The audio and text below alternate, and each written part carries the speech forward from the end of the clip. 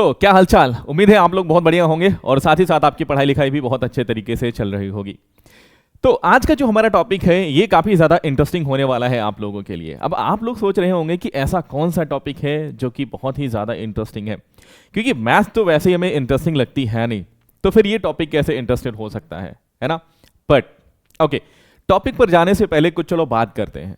सबसे पहले अगर मैं आज आपसे बात करूं, जैसे मैं बहुत ही एक्साइटमेंट के साथ में अगर आपसे कुछ कह रहा हूं, तो ये क्या है, क्योंकि मैं एक्साइटेड हूं ना, तो ये क्या है, तो ये मेरा एक्सप्रेशन है, मेरा ये एक तरीका है अपने भावनाओं को एक्सप्रेस करने का, है ना। अगर आप गुस्सा होते हो तो आप क्या करते हो? अगर आप गुस्सा होते हैं तो आप क्या करते हैं? आप मुंह बना के ऐसे बैठ जाते हैं, है ना, या आप ऐसे करते हैं, कुछ एक्सप्रेशन होंगे ना आपके। अगर आप हैप्पी हो तो आप क्या करते हो? अगर आप खुश हो तो आप क्या करोगे? ऑब्वियस सी बात है, आप हंसोगे, आपका चेहरा चमकेगा, है ना, क्योंकि गुस्से में तो आपका चेहरा लाल होता है। तो हर एक चीज को एक्सप्रेस करने का हमारा एक तरीका होता है ना। तो हम यहां पर आज एक जो टॉपिक करने वाले हैं, क्या कोई गेस कर सकता है कि ऐसा कौन सा टॉपिक होने जा रहा है? मैंने क्या कहा कि अगर आप खुश हैं, है ना, अगर खुश हो तो क्या करोगे? आप हंसोगे, ये एक तरीका है एक्सप्रेस करने का आपकी खुशी को।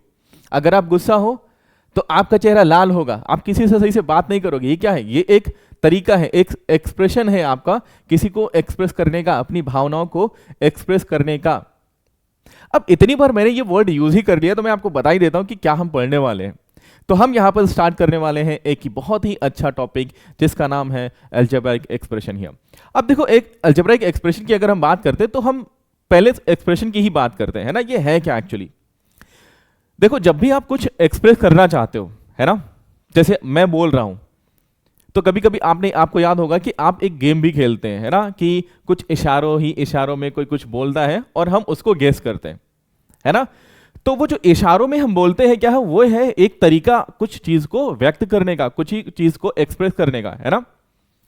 तो वैसे ही यहां पर अगर मैथ में हम बात करते हैं, तो मैथ में अगर मैथमेटिकली आप अगर कुछ एक्सप्रेस करना चाहो तो कैसे करोगे? तो इनके लिए हम क्या करते हैं, मैथमेटिकल एक्सप्रेशंस की हमें नीड पड़ती है, जरूरत पड़ती है, और यही चीज हम यहां पर करने वाले हैं, ठीक है। तो सबसे पहले एक मिनट,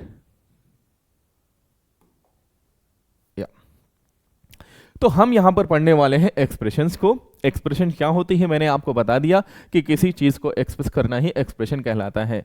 अब आप सोच रहे हो कि सर आप मैथ्स पढ़ा रहे हो कि क्या आप पढ़ा रहे हो? मैं मैथ्स ही पढ़ा रहा हूं आपको। देखो, अब अगर बात करते हैं अलजेब्रिक एक्सप्रेशन की, तो ये एक्चुअली क्या होती है। जैसे आपने बहुत सारे देखे होंगे, आपने देखा होगा ऐसे लिखा हुआ 4x something like that. Just a minute,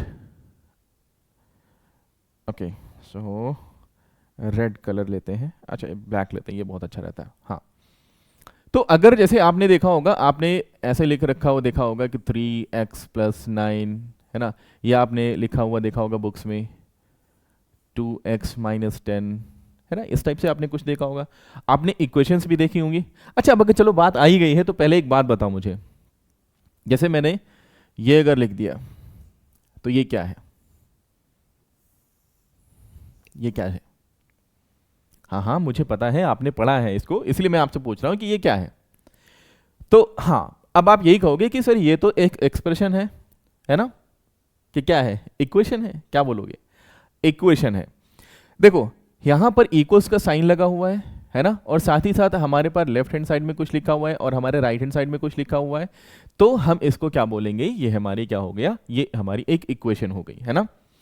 अच्छा, क्योंकि हम क्या करते हैं, देखो सिंपल सी बात है, अगर जैसे मैंने बोला x = 4, हमारी एक इक्वेशन हो गई, है ना। कैसे? क्योंकि जब भी आपको कोई भी आप दो टर्म इक्वेशन साइन के साथ में, आपका जो इक्वलिटी का साइन है, इससे अगर आप कनेक्ट करते हो तो वो आपकी इक्वेशन कहलाती है। मैंने अगर लिख दिया y = 4, मैंने इक्वल्स का साइन यूज किया, साथ ही साथ मैंने यहां पर ये एक टर्म और ये एक दूसरा टर्म मैंने यूज किया, तो ये हमारी क्या होगी? इक्वेशन हो गई, है ना। तो बेसिकली होता क्या है कि ये आपकी इक्वेशन है, बट अगर मैं सिर्फ और सिर्फ इसी की बात करूं तो ये आपका क्या कहलाएगा? ये आपका कहलाता है एक्सप्रेशन। सिर्फ ये क्या कहलाएगा? ये आपका कहलाएगा यहां पर एक्सप्रेशन, ठीक है। देखो डिफरेंस समझो। अब आप देखो सोच रहे होंगे कि यहां पर मैं ये सारी चीजें आपको क्यों बता रहा हूं। देखो, अभी आप हो सिर्फ 8th ग्रेड में, आगे जाओगे 9th में, तो ये सारी चीजें बहुत मैटर करती हैं। पता चले आपको बोल रहा है एक्सप्रेशन, आप लिख रहे हो इक्वेशन, आपको बोल रहा है इक्वेशन, आप लिख रहे हो एक्सप्रेशन, है ना। और आगे जैसे जैसे आप जाओगे, देखो अब आज का, आप देखो वो टाइम नहीं रहा ना कि आप सिर्फ फॉर्मूले रट लो, आपने सब कुछ आपको आ जाएगा, नहीं, आपको अब बेसिक्स पता होने चाहिए, है ना, आपको नॉलेज होनी चाहिए पर्टिकुलरली, तभी आप आगे बढ़ पाओगे। तो इसलिए मैं आपको ये सारी चीजें यहीं पर क्लियर कर देता हूं, क्योंकि आपको अच्छे से क्लियर हो जाएंगे, और कोई इतना नहीं मैं बहुत डीप में जा रहा हूं, ठीक है, क्योंकि मैं जो बताऊंगा ना यहां पर, अगर वो आपको आ जाएगा तो आगे के लिए आपको बहुत हेल्प हो जाएगी, ठीक है। ओके, तो अब हम यहां बात करते हैं, तो मैंने क्या कहा, ये हमारी हो गई एक्सप्रेशन और ये भी हो गई एक्सप्रेशन। अच्छा, एक्सप्रेशन तो हो गई, लेकिन अब ये एक्सप्रेशन कैसे है ये तो समझा दो सर। अच्छा ठीक है, समझते हैं, चलो। तो मैंने क्या कहा, मैं यहां पे आपसे यह कह रहा हूं कि मैंने स्टार्टिंग, अगर आपको याद हो, मैंने क्या बोला था कि हम किसी चीज को एक्सप्रेस करना चाहें तो कोई ना कोई तो हमारे पास तरीका होता है। तो मैथ्स में भी हमारे पास तरीका है। जैसे मैंने कहा, जितना रुपए ना आपके पास है उससे 100 रुपए मेरे पास ज्यादा है, तो बताओ मेरे पास कितना है। अब कह रहे सर गुरु जी अब फिर से ना आप पहली बुझवा रहे हो, सीधे सीधे बता दो, सीधे सीधे पढ़ा दो क्या करना है। देखो मैं यहां पर सिंपल से बात आपको ये कह रहा हूं कि चलो मान लेते हैं कि ये आप हो, है ना। अब आपको लाल बना देते क्योंकि आप हो रहे हो गुस्सा, है ना, आप हो रहे हो गुस्सा, और मैं अभी भी ना कूल हूं, मैं अभी भी कूल हूं, ये दांत निकालते हुए मैं ये कह रहा हूं कि जितना तुम्हारे पास है ना, तो मुझे क्या पता तुम्हारे पास क्या है, नहीं पता तो हम मान लेते हैं, है ना। मानने में तो हम लोग बहुत माहिर हैं, मानने के लिए तो आप क्या क्या मान लेते हो, है ना। आप मान लेते हैं मेरे पास इतना रुपए आ जाए, मान लेते मेरे पास ये हो जाए, मान लिया मेरे पास वो हो जाए।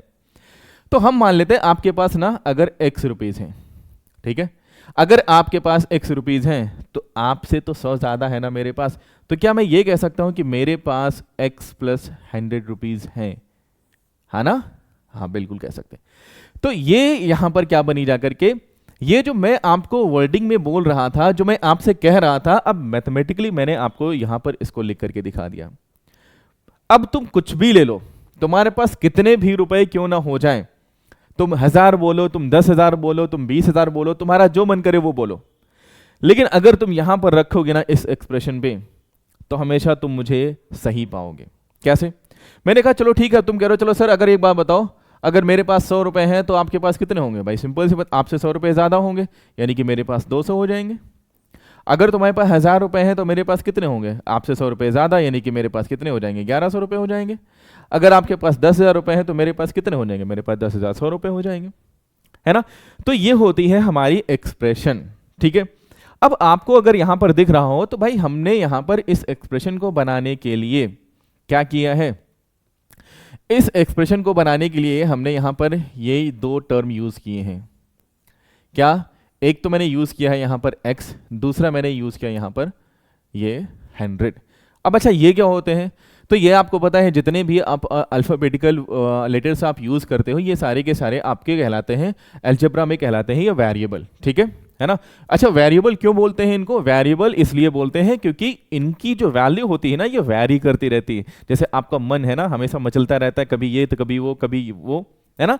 तो इनकी वैल्यू क्या होती है ना, ये हमेशा बदलती रहती, चेंज होती रहती अकॉर्डिंग टू द सिचुएशन, है ना। अब ऐसा नहीं है कि हाँ एक ही क्वेश्चन में एक वेरिएबल की वैल्यू आपने 10 बार बदल दी ना, ये डिपेंड करता है क्वेश्चन टू क्वेश्चन, ठीक है। अच्छा इसको हम क्या बोलते हैं, ये हमारी न्यूमेरिक वैल्यू जो है इसको हम बोलते हैं कांस्टेंट, ठीक है। ये क्या है हमारा, ये है variable and this is my constant. So नाम से ही आपको पता चल रहा है क्या है ये कांस्टेंट है, मतलब कि नियतांक जिसको हम बोलते हैं शुद्ध हिंदी में, मतलब ये क्या होता है, ये स्थिर रहता है, ये कभी चेंज नहीं होता। भाई 100 रुपए हैं तो 100 ही रुपए रहेंगे ना। अगर मैं 10 की बात कर रहा हूं तो वो 10 ही रहेगा ना, अगर मैं 20 की बात करूं तो वो 20 ही रहेगा, कभी वो चेंज नहीं होने वाला है ना। 50, 10 कोई भी number, doesn't matter whatever number that you want to take here, आप कोई भी नंबर ले लो, है ना, वो हमेशा वही नंबर रहने वाली है, ठीक है। तो मैंने क्या बोला आपको कि मैं यहां पर क्या यूज कर रहा हूं, मैंने एक्सप्रेशन बनाने के लिए मैंने क्या यूज किया यहां पर, मैंने 2 टर्म यूज किए हैं, है ना। क्या यूज किया? 2 टर्म। एक तो मैंने वेरिएबल लिया यहां पर और दूसरा मैंने क्या लिया यहां पर, एक न्यूमेरिक वैल्यू ले ली है। अच्छा, दूसरी चीज़ यहाँ पर ये भी है कि मैं यहाँ पर क्या कर रहा हूँ, मैं यहाँ पर एक ऑपरेशन भी यूज़ कर रहा हूँ, है ना। चलो यहाँ से आते हैं, मैं थोड़ा सा फिर से आपको सारी चीज़ें क्लियर करता हूँ। तो मैंने बोला एक्सप्रेशन, अब मैंने एक्सप्रेशन अगर लिख रखा है तो मैंने ऐसे लिख दिया यहाँ पर 4x + 9। अब इस एक्सप्रेशन को बनाने के लिए मैंने यहाँ पर कुछ चीज़ें यूज़ की हैं। क्या क्या मैंने यूज़ किया है, एक मेरा ये टर्म हो गया और दूसरा मेरा ये टर्म हो गया।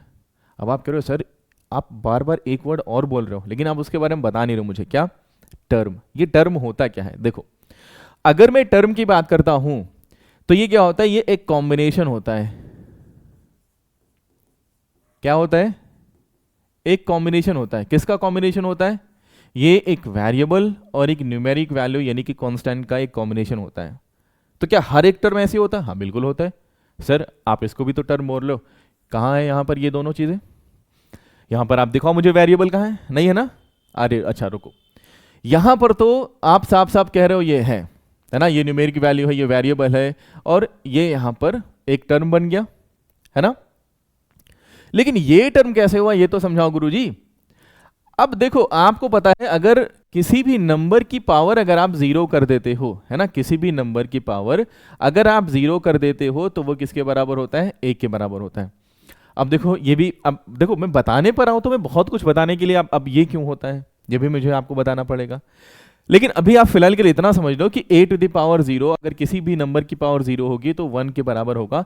ये सब चीज़ें जब आप आगे हायर ग्रेड में जाओगे तो आपको समझना पड़ेगा। जब आप, है ना, आप जैसे प्रोबेबिलिटी वगैरह पढ़ने लग गए तो वहाँ पर हो सकता है आपको ज़रूरत पड़े, यहाँ पर आपको प्रूव करने की ज़रूरत पड़े, आपको समझने की ज़रूरत पड़े। क्योंकि देखो मेरा मानना ये है कि क्वेश्चन करने से, फॉर्मूले रटने से कुछ नहीं होने वाला। मैथ्स अब अगर आपको करना है ना तो आपको बेसिक जानना पड़ेगा, आपको नॉलेज लेनी पड़ेगी, है ना। अच्छा ठीक है, तो क्या मैं यहां पर जो 9 लिखा हुआ है, क्या मैं इसको ये कह सकता हूं कि ये 9 टाइम्स x⁻0, ऐसा मैं बोल सकता हूं क्या। अब समझ में आया गुरुजी कि अगर 9x⁻0 है तो क्या मैं ये भी कह सकता हूं कि x⁻0 मतलब 1। इट मीन्स ये एक्चुअली लिखा तो यहां पर 9 ही है, बट इनडायरेक्टली क्या है ये 9x⁻0। तो यहां पर हमारा वेरिएबल भी है और हमारे पास न्यूमेरिक वैल्यू यानी कि कांस्टेंट भी है, तो दोनों चीजें हो गई, बढ़िया। ओके, तो मुझे लग रहा है अब आपको समझ में आया होगा कि टर्म होता क्या है। तो मैं आपको ना आगे चल करके ये सारी चीजें एक एक करके मैं आपको बताता हूं, ठीक है। चलो आगे बढ़ते हैं। एक्सप्रेशन मैंने आपको बता दिया क्या होती है एक्सप्रेशन। एक्सप्रेशन क्या होती है, अरे बताओ भाई। चलो मैं फिर से बताता हूं। अलजेब्रिक एक्सप्रेशन क्या होती है, जहां पर हम क्या करते हैं, जहां पर हम कुछ अलजेब्रिक टर्म का यानी कि वेरिएबल और कांस्टेंट का यूज करके जब हम क्या करते हैं, कुछ लिखते हैं, अपनी भावनाओं को व्यक्त करते हैं। ऐसा आप समझ लो, मैथमेटिकली अगर आप कुछ लिखना चाहो तो वो आपके एक्सप्रेशंस होते हैं। फॉर एन एग्जाम्पल आप कह सकते हो यहां पर क्या, फॉर एन एग्जाम्पल आप कह सकते हो, पेन, अच्छा ओके, आप कह सकते हो 3x। तो क्या ये एक्सप्रेशन है, बिल्कुल है ना। क्या है, कैसे इसको एक्सप्रेस, देखो अगर मैं वर्ड में लिखूं तो मैं ये लिख सकता हूं ना, 3 times of a number, 3 times of a number, right. आया समझ में। अब अगर आप सोचो कि अगर ये आपका यहां पर वर्ड में लिखा हुआ है, अगर आप इसको मैथमेटिकली लिखना चाह रहे हो तो आप ऐसे ही तो लिखोगे ना। अच्छा नंबर कौन सी है भाई, पता करो वो कौन सी नंबर है, नहीं पता, मान लिया वो नंबर x हो गई या y हो गई, इस नंबर का 3 टाइम्स आपने मैथमेटिकली इसको रिप्रेजेंट कर दिया, तो ये क्या हो गया, मैथमेटिकली आपने इसको एक्सप्रेस किया, तो ये आपकी अलजेब्रिक एक्सप्रेशन हो गई। आई होप, मुझे लग रहा है अब ज़्यादा यहाँ पर डिस्कस करने की जरूरत है नहीं, अलजेब्रिक एक्सप्रेशन आपको क्लियर हो गई होगी। अच्छा, उसके बाद में अब हम बात करते हैं टर्मिनोलॉजीज की। यहाँ पर कौन कौन सी ऐसे टर्म है जो हम यहाँ पर यूज़ करने वाले हैं। सबसे पहले कांस्टेंट। कांस्टेंट क्या होते हैं, कोई भी न्यूमेरिक वैल्यू, है ना भाई, कोई भी न्यूमेरिक वैल्यू जो आप यूज़ कर रहे हो वो क्या होती है, जैसे 9, 4, 6, कोई भी न्यूमेरिक वैल्यू आप ले लो A to Z, ठीक है, A to Z कोई भी न्यूमेरिक वैल्यू। अब अच्छा मैं A to Z बोल रहा हूँ भाई, ये मत समझना A to Z का मतलब, मैं ये लेको एक काम कर लेता हूँ, मैं ये कह देता हूँ कि ये जो कांस्टेंट होते हैं ये क्या होते हैं, ये एक रियल नंबर होते हैं हमेशा, ठीक है, बात आई समझ में। तो मतलब कोई भी नंबर आप ले लो, इवन, ऑड, प्राइम, कंपोजिट, कोई भी नंबर ले लो, ये क्या हो जाएंगे, ये आपके हो जाएंगे कांस्टेंट हो जाएंगे। अच्छा, अब उसके बाद में हम थोड़ा बात करते हैं किसकी, वेरिएबल्स की बात कर लेते हैं। मैंने आपको बताया कोई भी आप अल्फ़ाबेटिकल अगर आप लेटर ले लेते हो A to Z, है ना, फ्रॉम A to Z, अगर आप कोई भी अल्फ़ाबेटिकल लेटर आप ले लेते हो तो वो आपका वेरिएबल कहलाता है, ठीक है।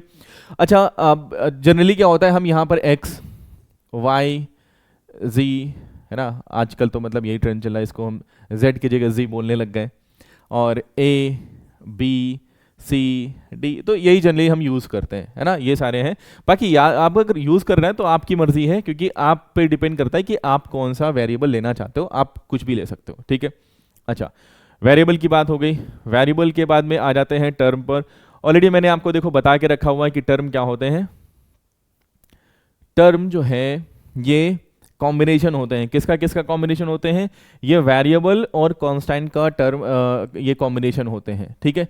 और कैसे हम काउंट करते हैं टर्म को, टर्म काउंट करने के लिए आपको देखना होगा कि कोई भी, जब भी कोई टर्म पॉजिटिव नेगेटिव से ये सेपरेटेड होते हैं, हमेशा याद रखना। जैसे मैं यहां पर अगर बात करूं 2x² प्लस 9x प्लस 3, अब कह रहे हो सर ये क्या कर दिया आपने, हाँ चलो ठीक है भाई, अभी आप नादान हैं तो एक काम कर लेते हैं, 3x प्लस 4y प्लस 9, है ना, ये तो सही है ना, ठीक है।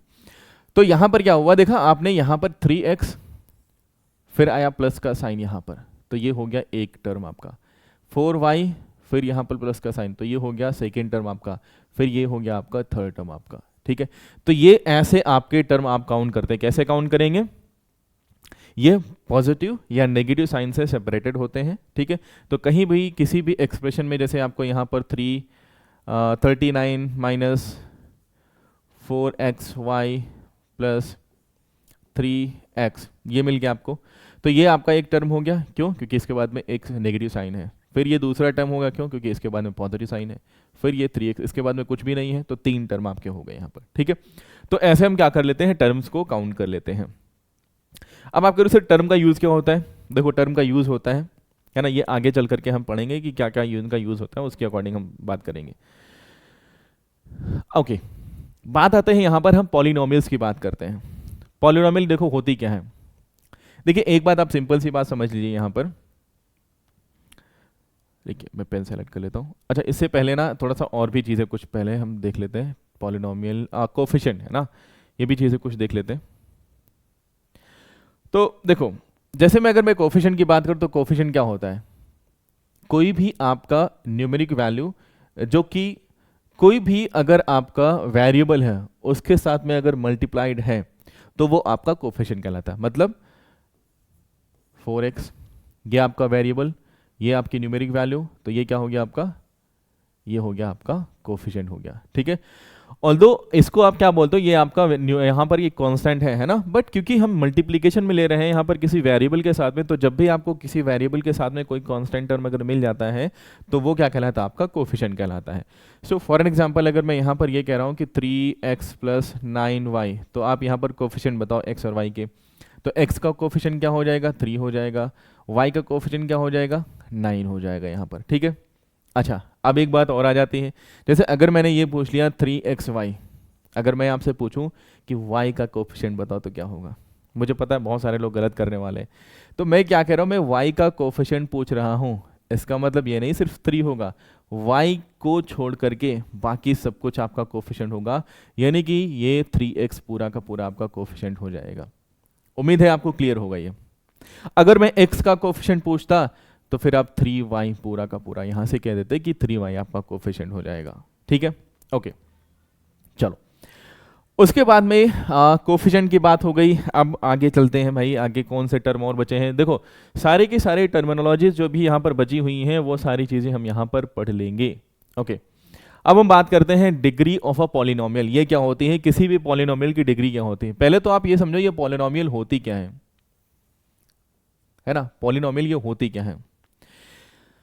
देखिए आपने देखा होगा कि किसी किसी पॉलिनोमियल में आपको सिर्फ और सिर्फ एक टर्म मिलता है, किसी किसी पॉलिनोमियल में आपको 2 टर्म मिल जाते हैं, किसी किसी पॉलिनोमियल में आपको 3 टर्म मिल जाते हैं, है ना। Suppose 3x plus 4y plus 9, आपको 3 मिल जाते हैं।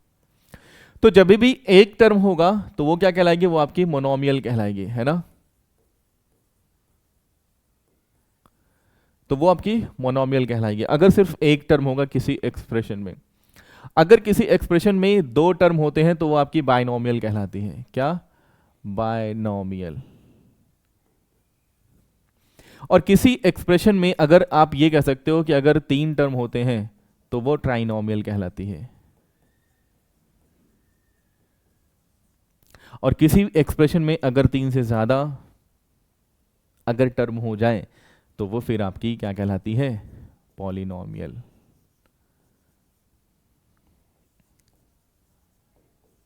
क्या कहलाएगी वो?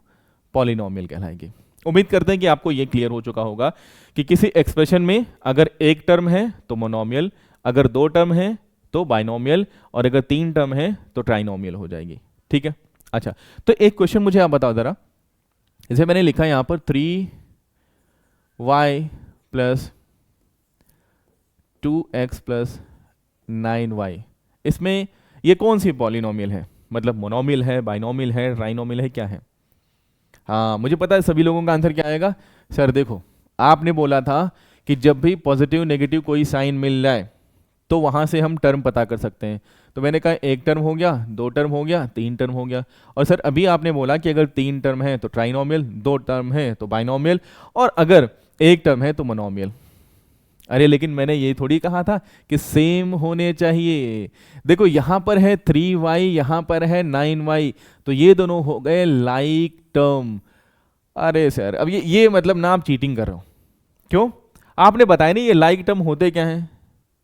हाँ ये बात है, तो इसके बारे में भी हम आगे पढ़ेंगे। ठीक है, क्योंकि जब भी लाइक टर्म होंगे 3y 9y तो आप इनको ऐड कर सकते हो। तो ये कितना हो जाएगा, यहाँ पर 12y हो जाएगा और प्लस हो जाएगा 2x। सो यहाँ पर अब आपको सिर्फ 2 ही टर्म मिलेंगे, और 2 टर्म है, इसका मतलब क्या हो जाएगी, ये बाइनोमियल हो जाएगी।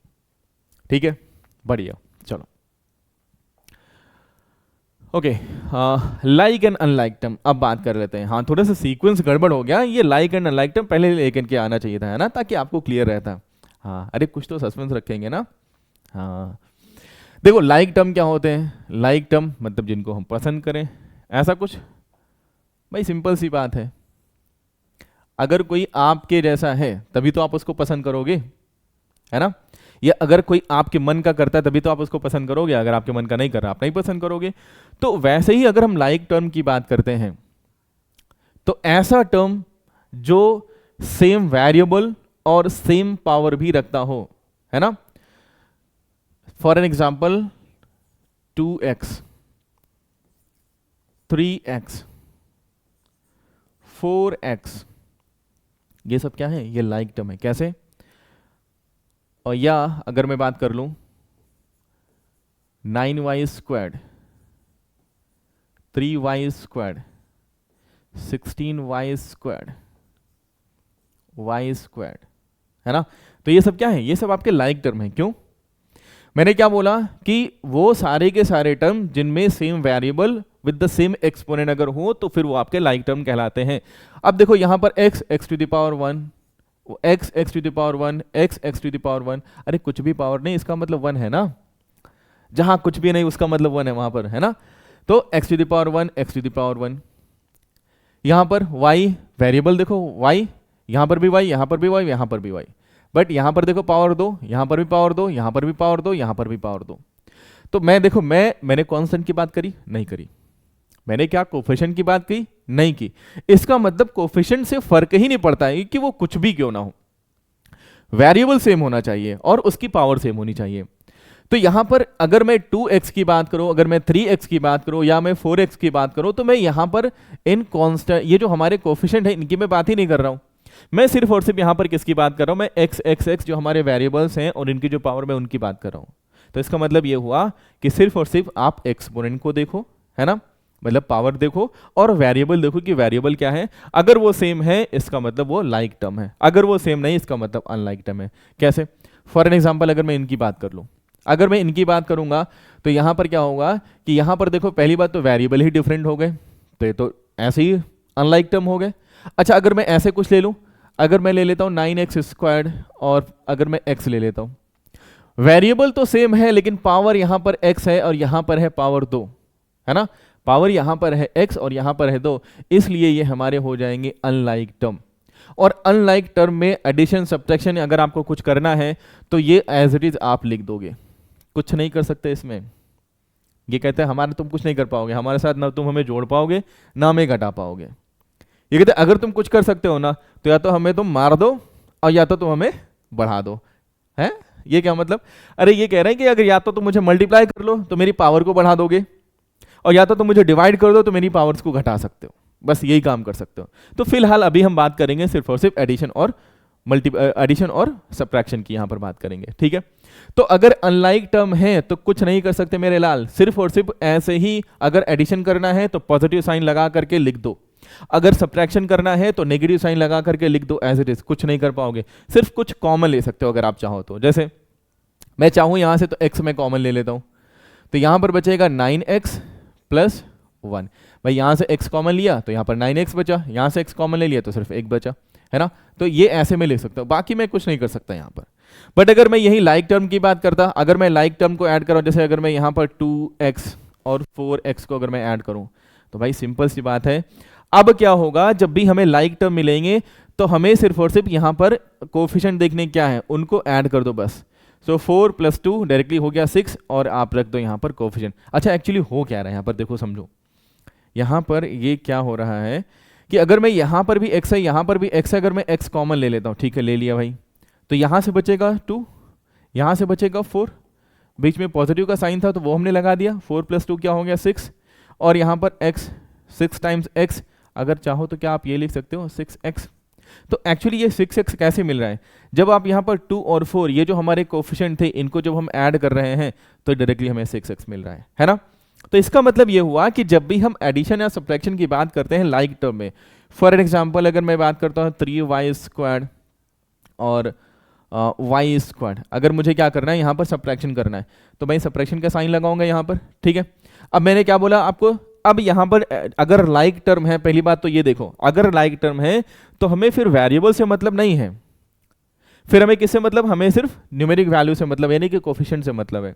यहां पर 3 है और यहां पर कुछ नहीं, इसका मतलब 1 है, ये है ना भाई, 1 टाइम्स y², मतलब तो सेम है ना, y² ही तो मिलेगा।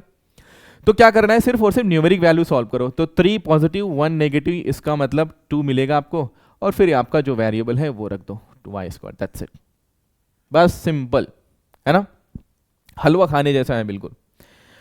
उम्मीद करते हैं आपको लाइक और अनलाइक टर्म भी समझ में आ गए होंगे। अब हम बात करते हैं ऑपरेशंस ऑन एक्सप्रेशन। अच्छा अगर मैं यहां पर ऑपरेशंस की बात करता हूं तो ऑपरेशन क्या होंगे, ऑपरेशन में भाई क्या कर सकते हो आप, एडिशन कर सकते हो, है ना, आप सब्ट्रैक्शन कर सकते हो, एडिशन मल्टीप्लिकेशन हम नहीं सीखेंगे अभी, ठीक है, हम सिर्फ और सिर्फ यहाँ पर क्या करेंगे, एडिशन सब्ट्रैक्शन सीखेंगे।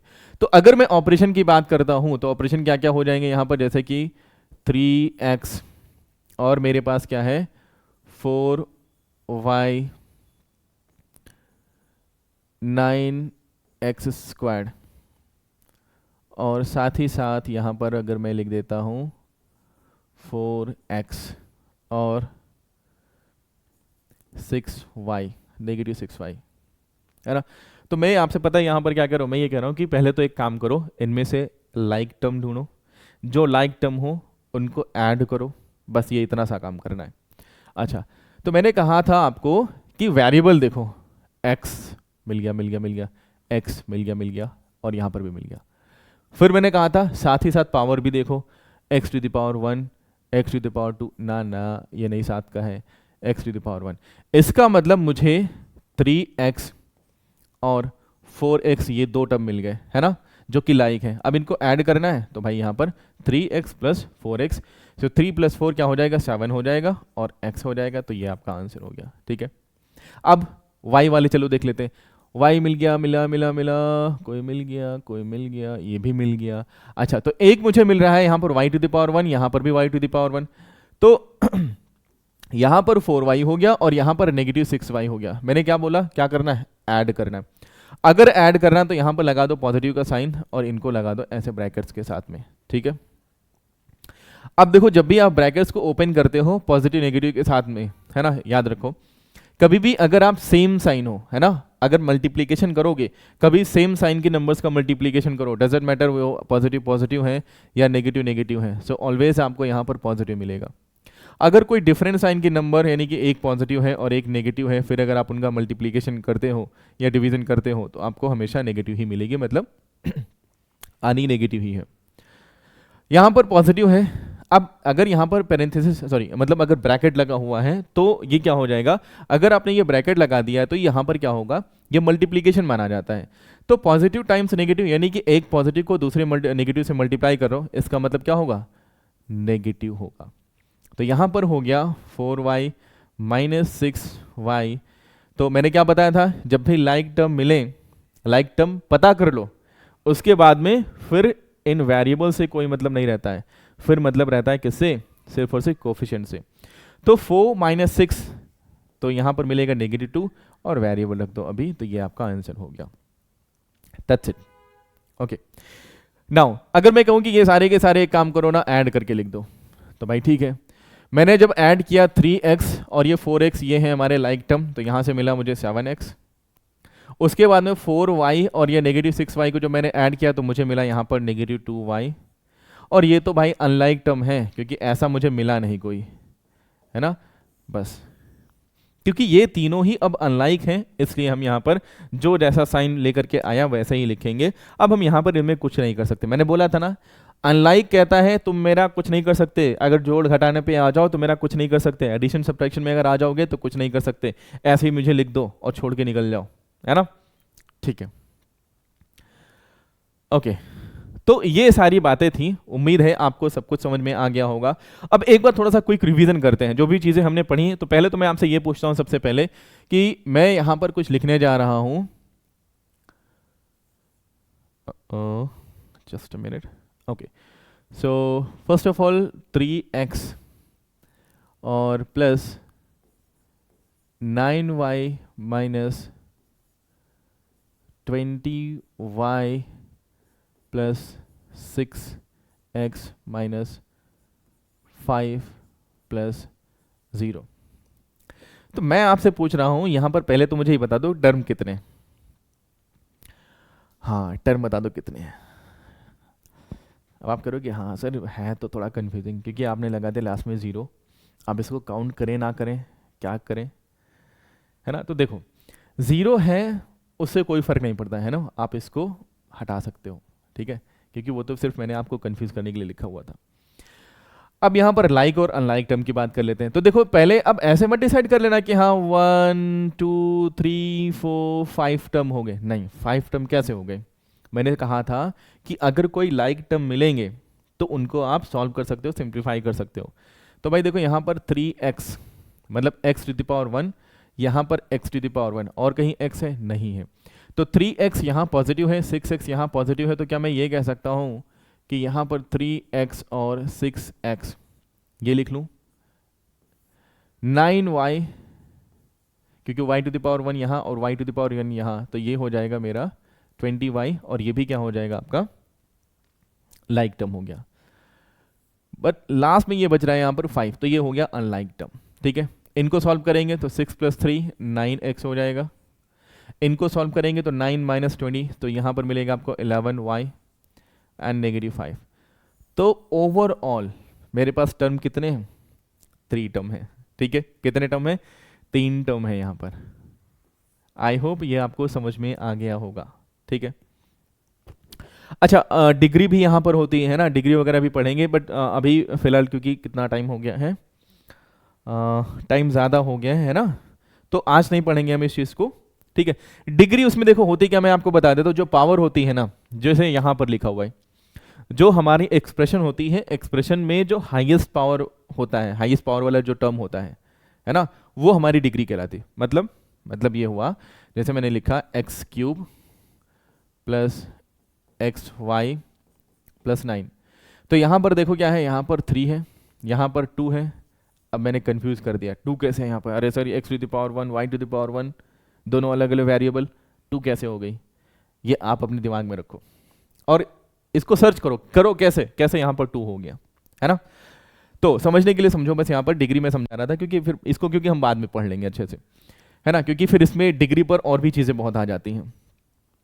तो यहाँ पर 3 है ना, तो ये हमारी क्या हो जाती है, हाईएस्ट पावर है ना, और हाईएस्ट पावर ही जो होती है वही हमारी एक्सप्रेशन की डिग्री कहलाती है। That's it. अगर मैं यहां पर बात करूं तो यहां पर x टू द पावर 1 है, y टू द पावर भी 1 है, तो यहां पर जो डिग्री होगी वो क्या हो जाएगी, 1 हो जाएगी। कोई हाईएस्ट पावर आप ले लो, जैसे x टू द पावर 6 मैंने लिख दिया प्लस y, तो भाई यहां पर 6 है पावर, तो ये हमारी डिग्री हो जाएगी, है ना, और इस डिग्री से ही हम बहुत कुछ डिसाइड भी करते हैं। ठीक है, ओके। उम्मीद करता हूं कि आप लोगों को ये सारी चीजें अच्छे से समझ में आ गई होंगी, है ना। अगर अच्छे से समझ में आ चुकी हैं तो बहुत बढ़िया है, यहीं पर इस सेशन को फिर फिनिश करेंगे। ठीक है, और बाकी प्रैक्टिस के लिए आप क्वेश्चन वगैरह आप लोग कर लीजिएगा। ठीक है, तो चलो फिर मिलते हैं अगले सेशन में, तब तक के लिए आप अपना ख्याल रखें, खुश रहें। बहुत बहुत शुक्रिया। जय हिंद, जय भारत।